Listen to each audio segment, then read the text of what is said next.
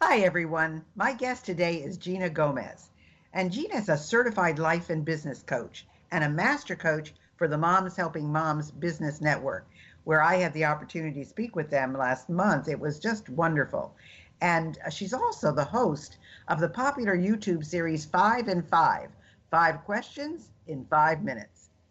And after building a successful career in corporate America as a vice president of sales for a major healthcare corporation, she used her results oriented business philosophy and knack for developing relationships to help others achieve and exceed their professional and personal goals and live up to their true potential.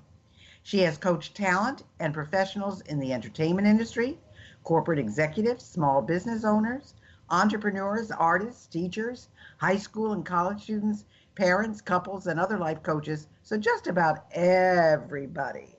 So welcome, Gina. Thank you very much. Thank you so much for having me. Well, when I met you, and I did meet you at that Moms Helping Moms business, I just thought you were so enthusiastic and energetic that you really should be a guest on our show. And I know you have a philosophy about living regret free, and I'm just wondering if there was an experience that was a defining moment for you, or if this is something you learned over time.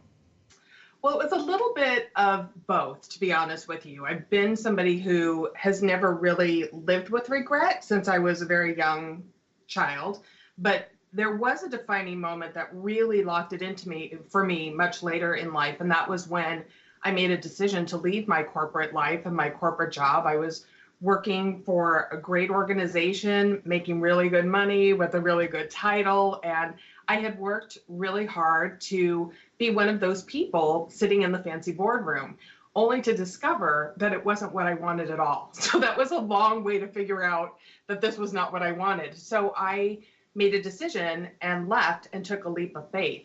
So during that, it was such a hard decision for me to leave what I knew and where I was successful to pursue something where I had no idea what the outcome could be. It could be a great outcome, but it also could have been a not so great outcome. Lucky for me, it's been better than great. Well, that's wonderful. I mean, that is, it's interesting how many people study, their entire 4 years in college and then get out to do the job they studied for that they find out they didn't really want in the first place. So it's amazing that more people are not really looking into their future and saying, what is really going to give me happiness? So I know that you say there's a decision-making process that happens where sometimes you make a decision that you may or may not know will lead to regret. So why do you think we make those choices? And what would you say to someone who's in that type of situation now? And I kind of feel, Gina, I have to say, I think some of the women that I met at that event are in that process right now. Yes, I agree. And I think we all go through that in different stages of our life based on experiences. And I think fear has everything to do with it, but we may not necessarily realize that it's fear. So for many, it's a change from what's familiar. And familiar feels comfortable for us, even if it's not necessarily good for us. And so sometimes what happens is we fear, like what I was saying earlier, we fear what we haven't experienced or know, even if it could be good for us. Because it's kind of like, well, if I live in pain all the time or live in negativity all the time, that's what I'm familiar with. So when I suddenly start to look towards more positivity and more abundance and, all those fancy buzzwords that we hear, if somebody's not familiar with it, it feels very uncomfortable. Even if it may not feel better because it feels uncomfortable in the beginning. So I think that has a lot to do with it. So what I would say to someone who's in that situation now is to really look at, is it fear or is it something else? And chances are, if you dig deep enough, you'll find that there's this fear around what's not known. But when we rob ourselves from that experience, we can also rob ourselves from something truly life-changing for the better. Well, that's so true. And I know that, you talk about gut feelings, and I know that I have gut feelings, and sometimes they're true, and I have to tell you, sometimes they're not so true. But I have to say that I go with my gut, and if I make a mistake, I make a mistake. But there is this sixth sense that many of us have. And so, when something feels off, how do you think that contributes to regret? And how can we use it to help us rather than hinder or punish us? And I know from what you just said, I mean, there are people that will immediately jump to that negative place. And you just can't go there because that just produces more negativity. So where does this balance come in? Great question. A lot of it has to do with, we sometimes rush into decisions, or we don't take the time to go deeper into what that, quote unquote off feeling is. So one of the first things that I think of is somebody who rushes into a relationship after they've just left a relationship or ended a prior relationship. And so some of that is based on fear. It's like, I'm not used to being alone. I'm used to being with someone else. So even if it's not the right someone else, this new person, I'm still going to go for what feels comfortable and what feels familiar. So what happens is that that intuition is the most powerful tool that we can use to help us in making our decisions. And what it really comes down to is trust. So you have to get to a place where you can trust your own decisions and really be okay with any outcome. So if you can take the time to look at all of the possible outcomes and the consequences that come from the decision you make, then you feel more empowered and informed, where you know exactly what you're getting into. And that's trust. And here's the truth. If you can't trust yourself, who can you trust? Yeah, but there are a lot of people who don't trust themselves. I know that. There are a lot of people that come from a place of insecurity. So have you ever made a decision where you said, uh-oh, that was the wrong one to make? Well, my first is that I did not marry George Clooney. Not that I had the opportunity. Okay. But as I mentioned earlier, I've never been one to live with regret. And here's why. I believe we have different opportunities to have endless experiences. And we have a choice in how we choose to participate in those experiences. So when something comes up that I could have or would have liked to have done differently, I like to use it as an opportunity to learn and apply in my life as I move forward.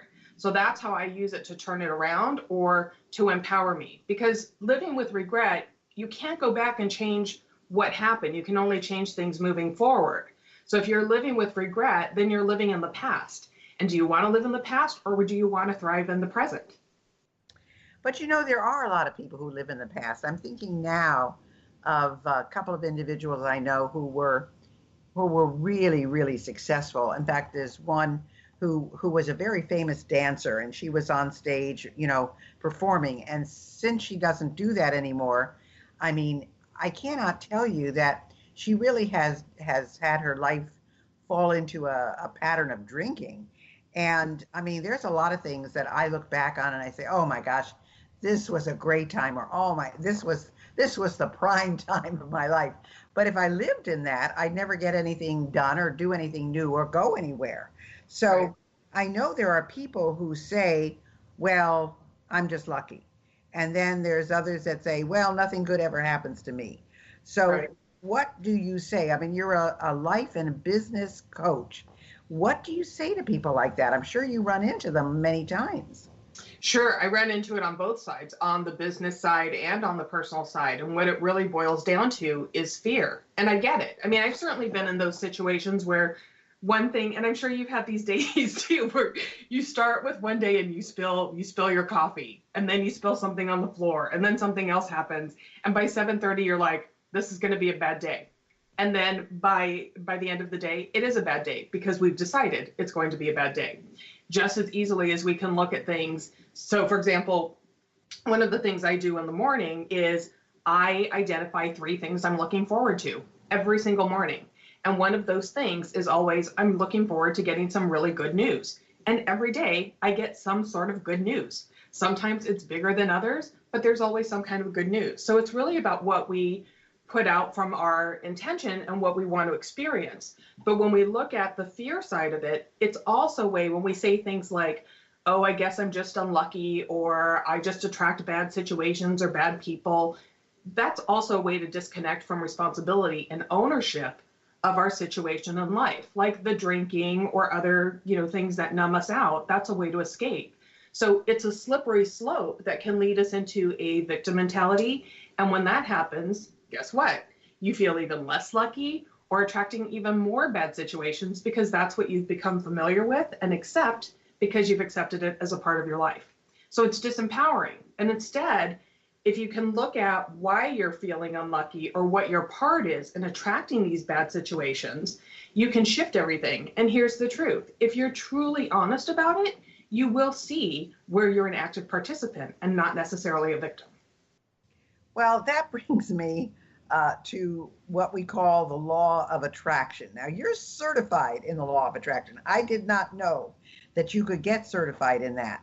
So there's been so much comment on it. You know, when it first came out, the movie, people said, oh, I've been thinking about this and I've attracted this, and I've been thinking about that and I've attracted this.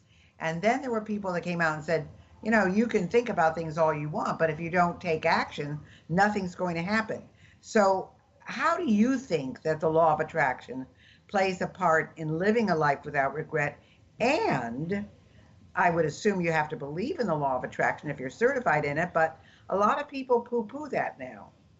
Well, yes, and here's what I think is so interesting about the law of attraction, and I will be honest with you, I'm very open, but I also have, and I joke around about this all the time, I'm very open to the possibility of things being different than what we traditionally know, but I also have a left brain that processes things very black and white, and she has a very big mouth.